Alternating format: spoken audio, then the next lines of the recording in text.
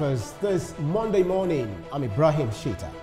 Well, good morning, Nigeria. It's a beautiful Monday for us to update you on everything happening in Nigeria and beyond. My name is Ria Abdul. Good morning, everyone, and welcome. It's a fresh new week right here on TVC Breakfast, where we'll be bringing you many stories shaping the country. My name is Nelson Etta. Good morning. What a fantastic Monday morning. Good morning. Well, how was your weekend? Yeah, well, we don't look like what we've been through over the weekend.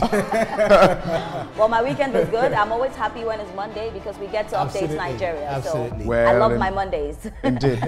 Well, fresh week with fresh information. I know. Well, there's a lot to look out for on the show this morning. We will do the newspaper review where we bring you up to speed on all the headlines of the newspaper. And just after that, we will look at the rivalry that is happening in the royal family. We get to talk about that. And then we'll take you to the Center of Unity where we do FCT brief. And then we will come back for trending. So please do grab your cup of coffee. It's definitely going to be a fantastic morning. But let's start with a story where the Nigerian Drug Law Enforcement Agency is still checkmating criminality with the arrest of a widow attempting to traffic cocaine with fake pregnancy in Lagos State. In this report, we bring you the outcome of the recent operations across some areas of the country.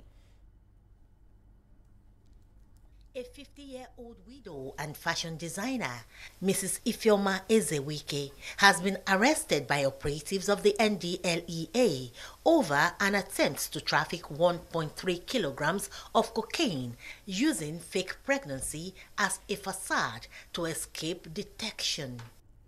The widow, who is a mother of one and the proprietress of Golden Star Creation, a fashion outfit in Agor Palace Way, Okota, Lagos State, was arrested at a bus terminal in Jibowu in the Yaba area of the state while attempting to move the cocaine consignment to customers in Abuja.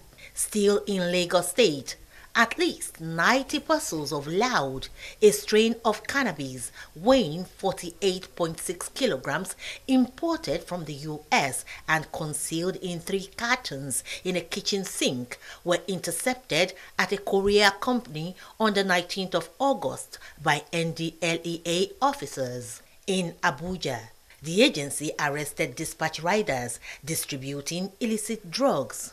While in Delta State, NDLEA operatives supported by the military destroyed a total of 25,500 kilograms of skunk on 4 plantations. A total of 2,289.4 kilograms of skunk was also intercepted in 3 operations in Kwara State by the NDLEA.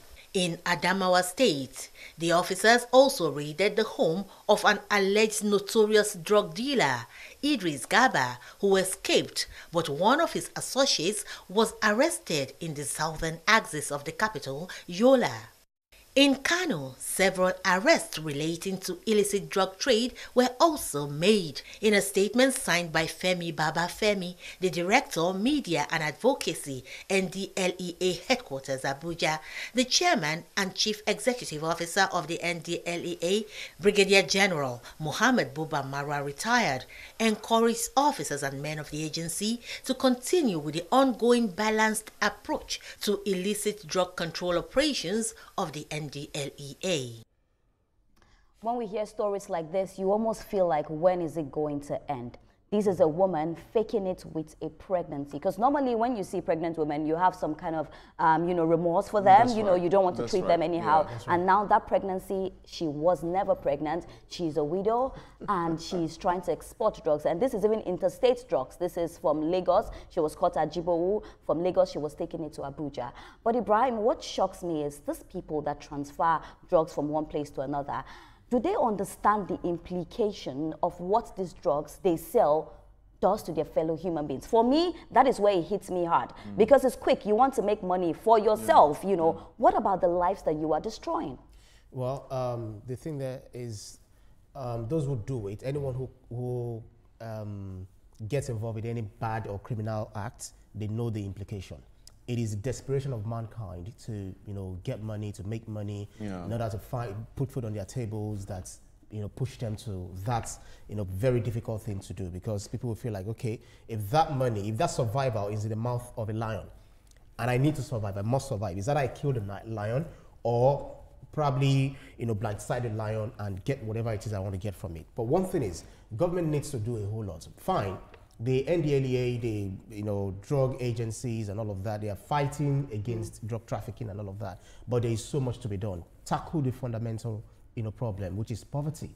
I understand, yes, a whole lot of people are fighting, they are facing economic challenges, but it has been there. Even when things were not as, tough as it is now, people have been doing drugs, the cartel and all of that. So we have to strengthen our border control. We have to strengthen our law enforcement agencies. We have to also disrupt the traffickers financial network and, all the drug cartels, so that we will be able to fight this thing, maybe not to a standstill, but at least to the bare minimum. And then we'll have a saner society and saner crimes. But let me come to you, Nelson. Listening to the story from the NDLEA, we can see the number of places, they've been able to, arrest people that are, sending illicit drugs from one place to another. But now my question is, first of all, the NDLEA, they are doing a fantastic job, because at least we're seeing that these people are being caught. But oftentimes we want to say, oh, it's desperation. Oh, we didn't have. Nelson, I don't know if it's just me, but there are some certain things that desperation will not make me do. Now, this is a woman, you are faking that you're pregnant when you are not even pregnant. Sometimes I ask, where is our emotions for one another? I have to first of all applaud her creativity, for even thinking of, using that kind of means to do this. How I wish this creativity she's deployed into this illicit act was deployed into something else.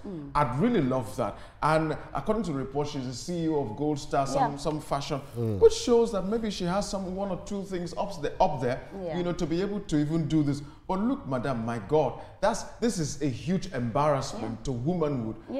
For you to use such a divine gift as pregnancy to do this, oh, absolutely sad. And for me, apart from the people who are in the business of the selling of drugs, I'm much more concerned about the young persons, especially young people who are in the business of consuming it. If we do not have consumers for this drug, there will not be the business of selling it.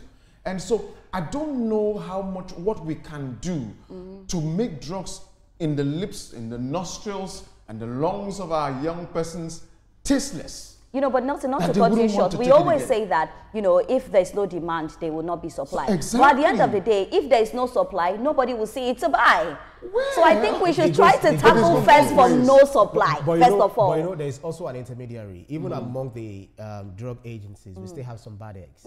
We've seen some of them being arrested. We even see people who always break these networks, and then they are also part of it. So much so that if they do not probably, wash hands with them, as they say colloquially, then that is when you see that these people are being arrested. But people who are stronger, who have this stronger network, who make use of, these younger, fewer people that have been arrested.